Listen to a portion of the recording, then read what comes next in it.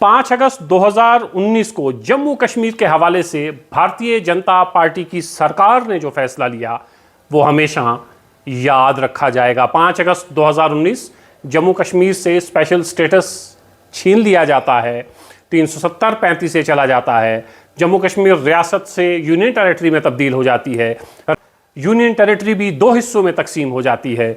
ये 5 अगस्त 2019 को हुआ।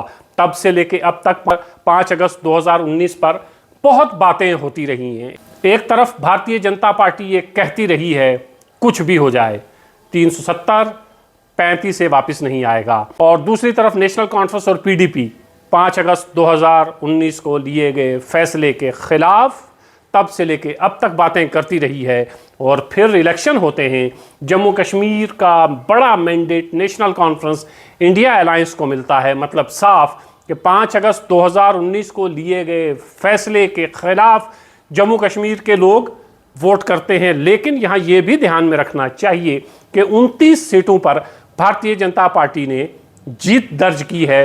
तो भले ही मैंडेट नहीं मिला, भले ही भारतीय जनता पार्टी का सरकार बनाने का सपना चकनाचूर हुआ, लेकिन 29 सीटें कम नहीं होती हैं जो भारतीय जनता पार्टी ने हासिल की हैं। अगस्त 2019 के लिए गए इस फैसले के खिलाफ नेशनल कॉन्फ्रेंस और जम्मू कश्मीर के कुछ लोग ऑनरेबल सुप्रीम कोर्ट पहुंचते हैं।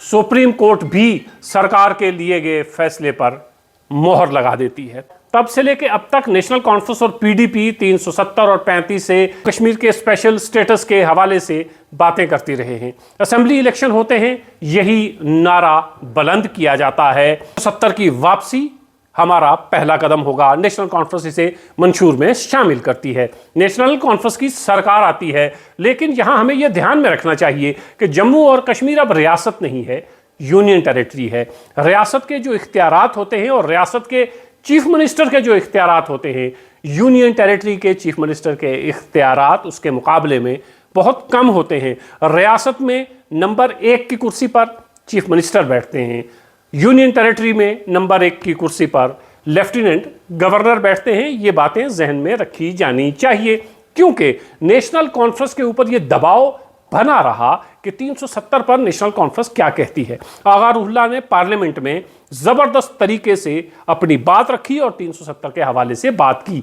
नेशनल कॉन्फ्रेंस के सर पर ताज है, लेकिन वो ताज कांटों भरा ताज है। एक तरफ यूनियन टेरिटरी को रियासत में बदलने की मुहिम है जो दिल्ली सरकार की ईमा के बगैर नहीं हो सकती है, और दूसरी तरफ 370 के मामले को असेंबली में उठाना सीधा सीधा टकराव है भारतीय जनता पार्टी के खिलाफ, भारतीय जनता पार्टी के साथ। तो ये टकराव आने वाले दिनों में क्या सूरत हाल इख्तियार करेगा ये देखना बहुत अहम होगा। लेकिन आज जो ही असेंबली में ये रिजोल्यूशन पास हुआ स्पेशल स्टेटस का, तो भारतीय जनता पार्टी के तमाम बड़े नेता और कार्यकर्ता त्रिकोटा नगर दफ्तर के बाहर जमा हुए, और दफ्तर के बाहर जमा होकर उमर अब्दुल्ला के खिलाफ नारेबाजी हुई, कांग्रेस के खिलाफ नारेबाजी हुई, और सुरिंदर चौधरी के खिलाफ नारेबाजी हुई जो डिप्टी चीफ मिनिस्टर हैं जम्मू और कश्मीर के। चौधरी ही इस रेजोल्यूशन को लेकर असेंबली में आए थे, तो सुरिंदर चौधरी की तरफ से यह रेजोल्यूशन पेश किया गया था जिसके ऊपर स्पीकर ने मोहर लगा दी। भारतीय जनता पार्टी सुरिंदर चौधरी के खिलाफ नारे बुलंद करती हुई दिखी कि जम्मू का गद्दार सुरिंदर चौधरी है। जम्मू से मुराद भारतीय जनता पार्टी पूरा जम्मू खित्ता लेती है, लेकिन यह भी ध्यान में रहे पूरे जम्मू के ऊपर भारतीय जनता पार्टी काबिज नहीं हो पाई है,